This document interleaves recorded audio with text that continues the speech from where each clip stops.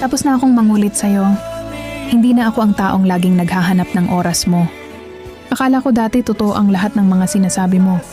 Yung mga salitang ingat ka, nandito lang ako at mahalaga ka sa akin. Pinaniwala mo ako na totoo lahat ng yon. Habang ako, minahal kita ng buo at walang alinlangan.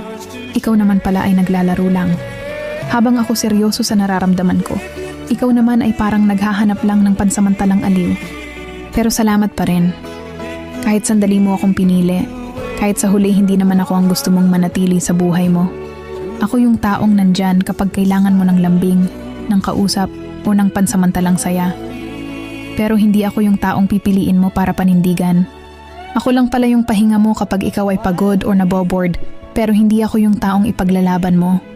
Ngayon, titigil na ako. Hindi na kita kukulitin. Ibabalik ko na sa'yo ang kalayaan na matagal mo nang hinihingi at kukunin ko na rin ang puso ko na matagal na nagtiis sa lahat ng sakit na ibinibigay mo. Masakit ang bumitaw pero mas masakit ang manatili kung paulit-ulit mong ipaparamdam na mas mahalaga ang iba at paliwala lang kung ano ang aking nararamdaman.